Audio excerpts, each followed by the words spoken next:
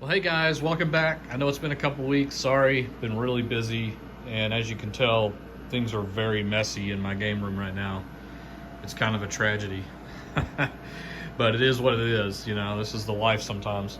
So anyway, what I've been working on, and we'll get to some slot play here in a little bit.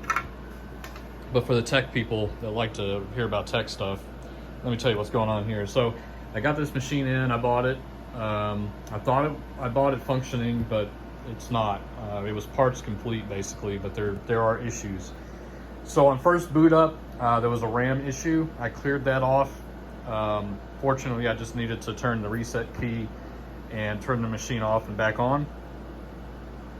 But then I got a meter disconnect error. And meter disconnect means that it's not able to read the physical meter that is housed underneath here. And I can't really show you where it is because it's kind of an odd. Actually, I can show you the outside here. It's right in there. You can see it. So if the machine can't talk to that physical meter, it'll show a meter disconnect error. But it was plugged in and it seemed to be fine. So what I did is what I usually do, which is I disconnect the Molex for the meter and cut wires 9 and 10, which are these two. There's a gray with a black line, and then the one next to it. You cut those two and splice them together like this. And I had some tape wrapped around it, but it's fallen off, and it doesn't really matter because that's not the issue. So anyway, I did that, and the issue still remained. And so what that tells me is there's basically something called a SYNIT chain. And it's basically like an internal network that talks to various parts of the machine. So the meter, the door with the buttons, if you had a coin mechanism, it would talk to that, and it's basically just a loop, and then it goes back into the back plane or the motherboard, and then into the MPU board. So sometimes there are false SYNIT errors, so it tells you meter disconnect, but it could be something else. And so I couldn't get that error to go away, so what I ended up doing was do a clear and rekey on the MPU board. And when the key chip config came up, I noticed that the buttons were not working on the front. They were not lighting and they were not functional. So I assumed it was something with the door SYNIT chain. And there's basically an IO card that goes in right here. The door is taken apart, obviously, right now. That goes in right here, and it's part of the chain. I got a new part because I assume maybe this goes bad, because these go bad if you try to pull the Molex out with the machine on. You'll basically short it out instantly, and you have to get a new one. So I got a known working one, put it in there. Still nothing on the buttons. So I said to hell with it, and I left the machine alone for about an hour. And I came back, and the VFD display, which is this one right here, was not working. So I'm like, well, geez, what the heck's going on? Like, things are just they're not working, and there's no real logical reason. So when that happens, you have to go to the MPU board and look for issues. And I've got the MPU board out right here. And there was the Varta battery was here. I removed it. I see some corrosion, not a whole lot, but a little bit of leakage on there. And on the underside of the board, there's a little bit more. But I sent it to a guy who actually repairs these things, and he said that the board actually looks okay. So here's where we're at right now. I've got a bunch of parts coming in because I just ran out. I've got, I found another MPU board, so I'm going to try that out just to see if possibly it's the board that is bad. I've got a new VFD display for the front, a new VFD controller, as well as the display IO card, which is on the other side here, this thing right here. I've got those coming in, so I will test to see what it is. When those parts come in, I promise I will film it so you guys can see what's going on. This was one of those times where I got this machine in and I was so excited to start playing it, and just things were not working, and I was getting pretty pissed off. So, and as you can see, I've got parts and shit everywhere. Oh, I said shit, that's all right. This is a family show. Well, it's not a family show, I guess, because it's all about gambling here. With not real money, remember, not real money. So, this machine is down off of my stand because I'm getting ready to ship it. We have a customer that bought it, and so I'm just, I'm waiting for him to tell me, looks like we have a real tilt here, but that happens. Just waiting for him to tell me what denominations he wants me to set it up as, and so I'll get that going. And then, of course, I'm never getting rid of the Top Dollar Deluxe. Sorry, guys. I know a lot of people keep asking me they want to buy it. It's not happening. I've waited 6-7 years to find this one, so it's not going anywhere. But listen, I found out something here. It's pretty remarkable. On these SAVP Top Dollars, I told you this before in a previous video. If you go to Game Rules and you go to Next and Next, it will tell you when it's going to do the try again. Let me focus here. It's going to tell you, and this is $5 denomination. So if the first offer is at least multiplier times 500, so 100 credits, and then what is this, 90 credits and 80 credits. That's well, it went away fast. Let me go back. So that's actually when it will tell you try again or take offer. Now remember those values right there. Let me cash out real quick because I want to show you guys something. So 500, 450, and 400. Now I'm going to take my E key here. And right now I have this set at the lowest possible payout percentage, which is, I think it was around 85%.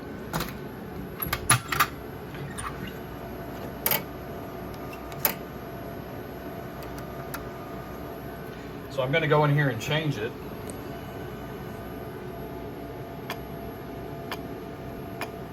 Whoops.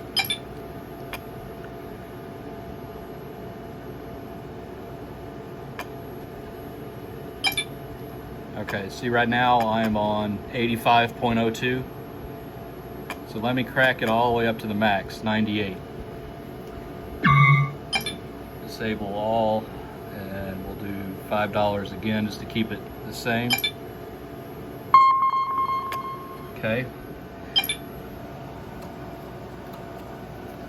I'll move the E key. Okay, so now we're on 98%.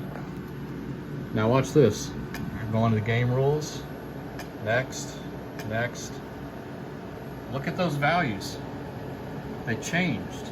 So what this tells you is that you're going to be able to tell roughly what the payout percentage is on a Top Dollar if it's the SAVP like this. So, and this is for the Top Dollar Deluxe. If I had the other versions of Top Dollars, I could check there too, but it's kind of interesting that that actually changed. And the reason I thought that maybe it did is that when I set it on 85%, the offers that I were getting were extremely low compared to what we usually see on this channel with Top Dollar Deluxe. You know, we always get like, you know, 175, 180, 200, you know, we were always getting at least 100. When I had it set on 85, I was getting 25, 50, 55, 65. It was much lower.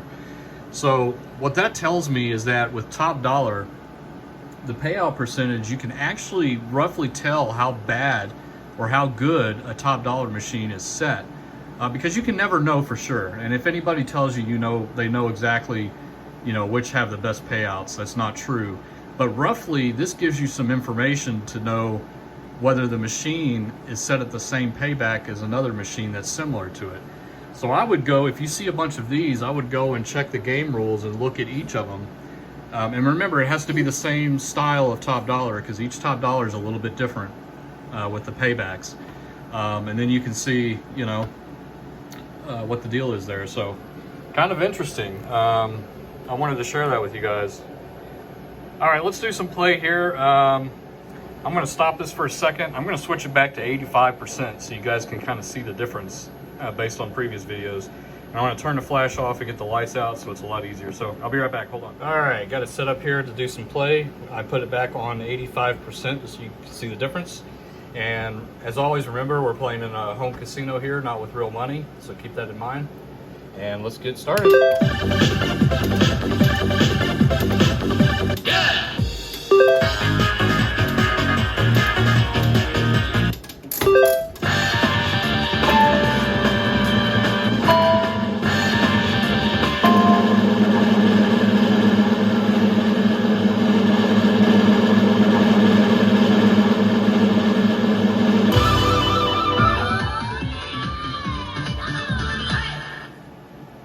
First offer, $400 times 2. Second offer, $175 See how low that is? times 2. We weren't getting that on the 98%. Third offer, $175 times 2. Final offer,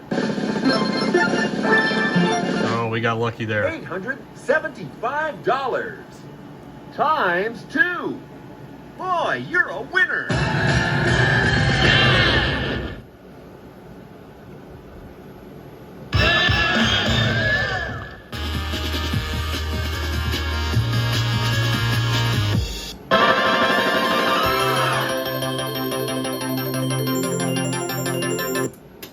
All right, let's keep going. We'll do 1 or 2 more bonuses on this, and then I'll change it to 98% and do a few bonuses on that, and we'll compare the difference. How's that?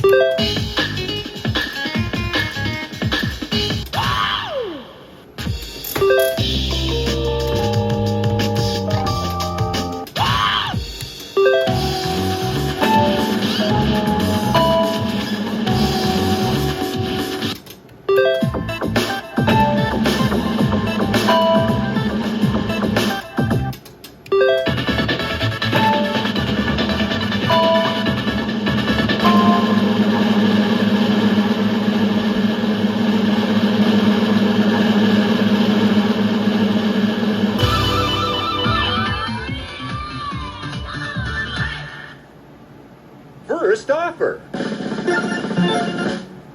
$300. Second offer, $250. Third offer, $425. Final offer, $450. Boy, you're a winner.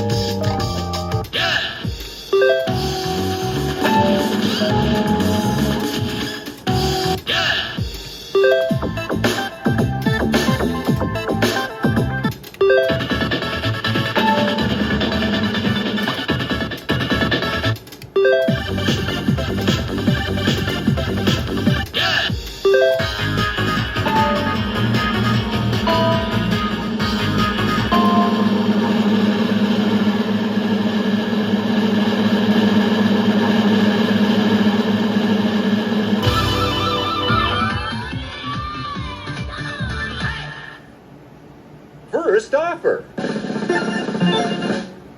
$275. Second offer. $500. Third offer. $325. Final offer. $150. Boy, you're a winner. That is 2 times my bet. All right, so I'm going to pause it there. I'm going to switch it back to 98%, and let's compare the bonuses. All right, hang tight. Okay, now we're on 98%. Yes, I know I played a little bit because I was waiting on a phone call, so I didn't want to get paused in the middle of the recording. But anyway, we're on 98% now, and let's see what the bonuses are going to give us.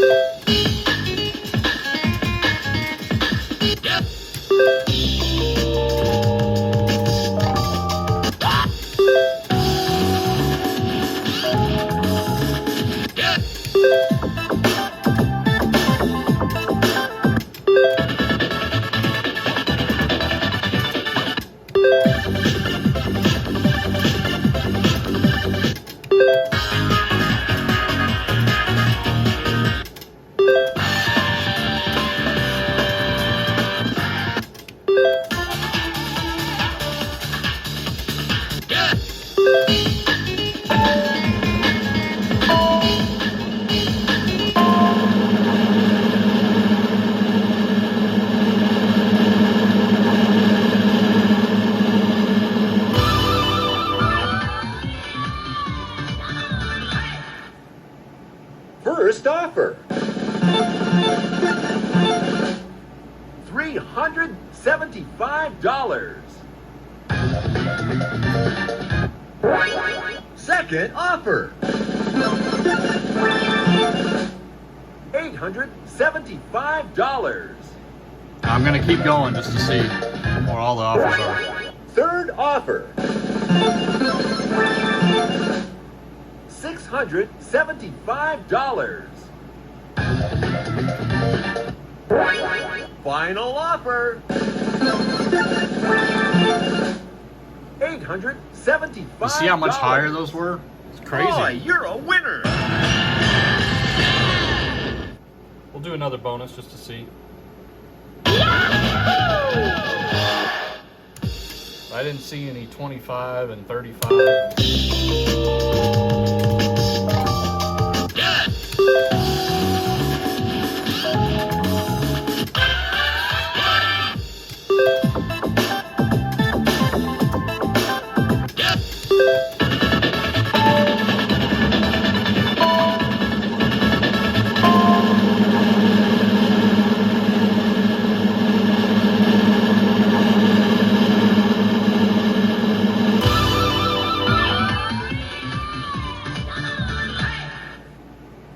First offer.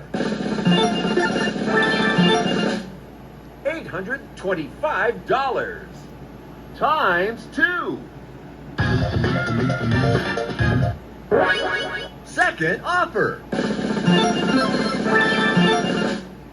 $650 times 2.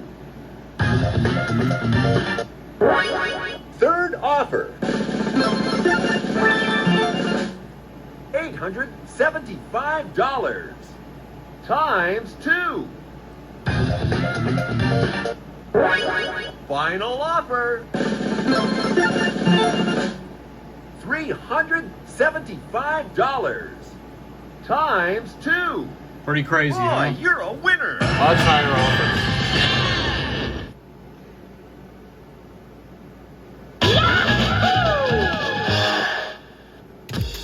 All right, hope you guys had fun. I promise I'll be back soon.